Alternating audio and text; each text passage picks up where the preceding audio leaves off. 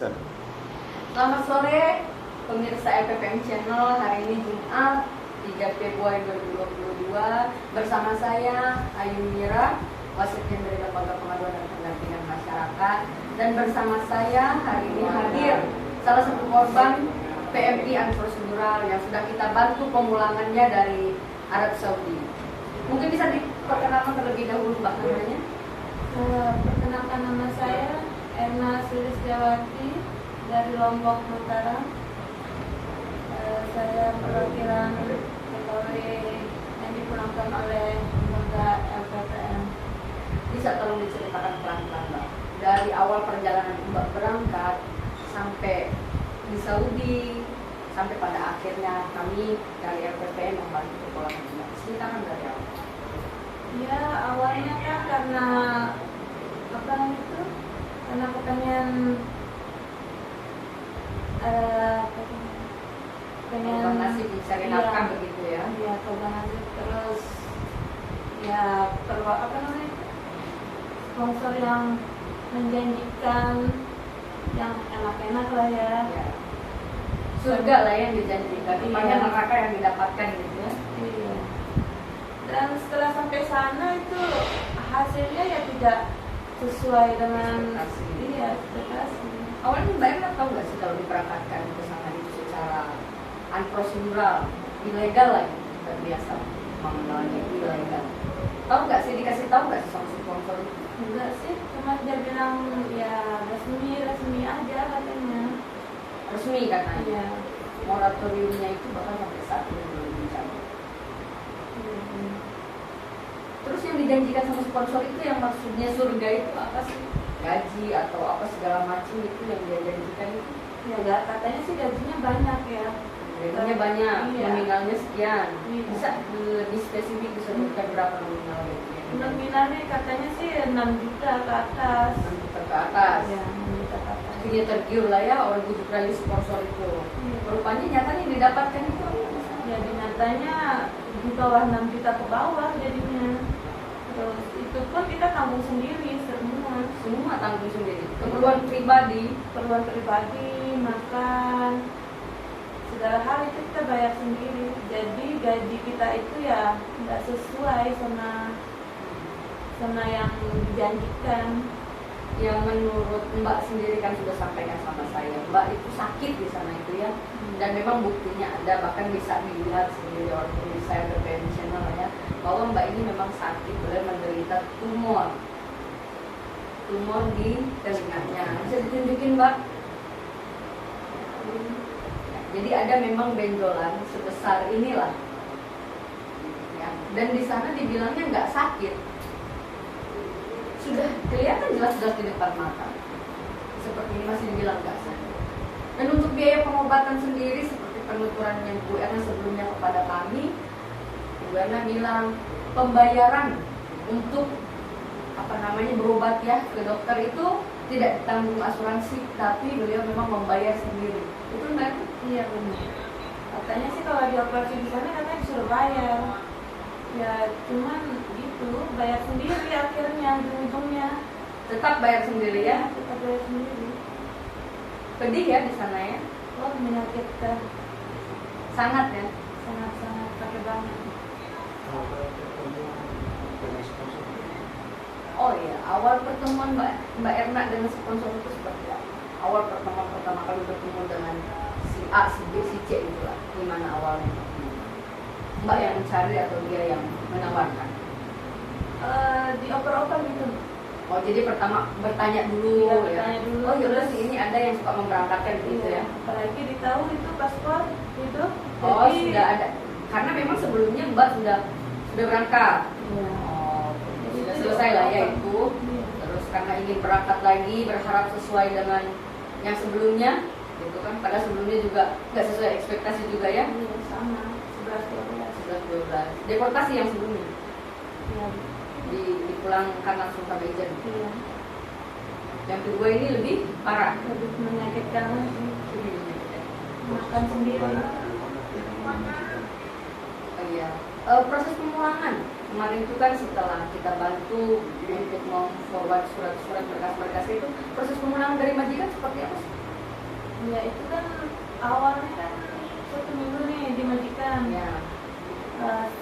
Saya lapor ke orang kantor, terus si orang kantor telepon ke majikan. Majikan marah-marah tuh, Ya. katanya dia mau ngulangin saya ke kantor tapi harus balik lagi. Sampai barang saya disita tuh sama majikan. Disita sama majikan. Iya, Oke. disita sama majikan, katanya ya harus kerja sama saya katanya. Harus kerja, dipaksa kerja. Iya. Lalu Lalu setelah sampai kantor, setelah sampai kantor, ya gitu. nah gitu apa? Perlakuan orang-orang di kantor seperti apa? Ya keras. Keras? Marah, iya. Marah-marahin, dibentak-bentak gitu. Iya, HP langsung Intimidasi. ditutup. Ya, Iya. apa gimana? HP-nya langsung diambil tuh. Ditahan. Ditahan. Lalu setelah itu, apa lagi yang mereka lakukan? Setelah menahan handphone apa segala macam. Iya, dibentak, di apa namanya? Tapi masih dikasih makan. Iya, masih dikasih makan. Ya disuruh-suruh kerjain kamar ini lah, kamar itu. Makannya apa di sana dikasih? Makannya biasa, siangnya makan pakai telur, kadang ayam, itu pun kadang. Kadang-kadang. Iya. Terus Nanti sorenya maghribnya itu ya pakai kacang-kacangan. kacang-kacangan. Makan kacang saudara-saudara.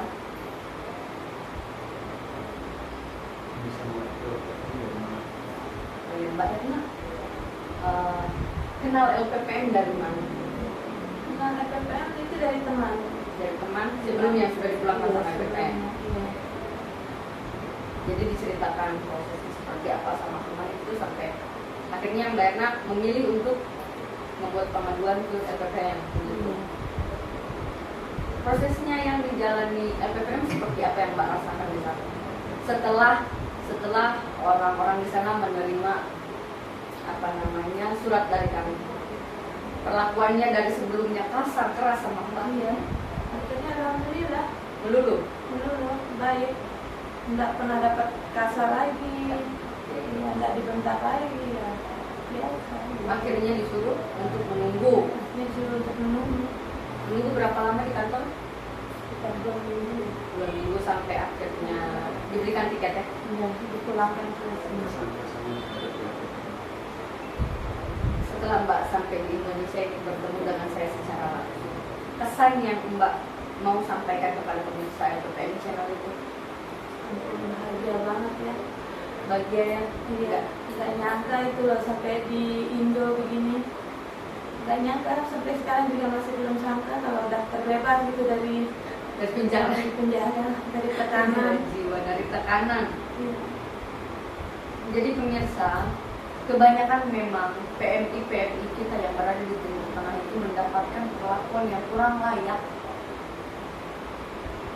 Perbedaan pemerintahan di Timur Tengah dan di Indonesia itu membuat kita ini jadi budak di negara orang. Pesan LPPM kepada para pemirsa PMI yang ingin berangkat ke Timur Tengah, carilah agensi yang jelas, berangkatlah dengan prosedur yang jelas agar kalian terbebas dari masalah-masalah seperti ini. Puji Tuhan, alhamdulillah, bersyukur sekali Mbak Erna dipulangkan ke Indonesia itu dengan selamat. Kita nggak tahu saudara-saudara kita sebelumnya, ada bahkan yang meninggal, jenazahnya tidak dipulangkan ke Indonesia. Menurut kami tidak pernah berbosan-bosannya mengingatkan kepada semua pihak, dan kami berharap juga kepada pemerintah Indonesia, ayo lebih diperhatikan lagi para PMI kita yang ada di Timur Tengah, karena mereka yang di Timur Tengah khususnya Arab Saudi itu tidak diperhatikan sama sekali. Mereka menginginkan hak yang sama, setara. Apabila mereka mendapatkan permasalahan, pemerintah harus hadir untuk mereka. Kami sebagai perwakilan dari para PMI dan seluruh masyarakat menengah ke bawah, kami memohon, meminta kepada pemerintah agar bantu kami untuk membantu warga negara kita yang ada di Timur Tengah yang mengalami masalah. Bukan hanya Timur Tengah, seluruh negara. Mungkin itu aja yang bisa sampai saya. Ya. Mbak Erna mungkin bisa disampaikan pesan dan pesannya terhadap PPM. Saya berterima kasih banyak kepada PPM, kepada Sekjen, Ketua Umum, sama Mbak Miranya, sekaligus yang sudah membantu saya sampai ke Indo ini. Alhamdulillah, terima kasih banyak. Dan kami PPM akan segera mengembalikan Mbak Erna ke daerah asalnya di Lombok. Kami berharap dukungan dari semua pihak. Mari bersama-sama kita selamatkan PMI kita, khususnya wanita-wanita Indonesia. Itu saja dari saya pada hari ini. Terima kasih untuk pemirsa setia PPM Channel. Selamat sore.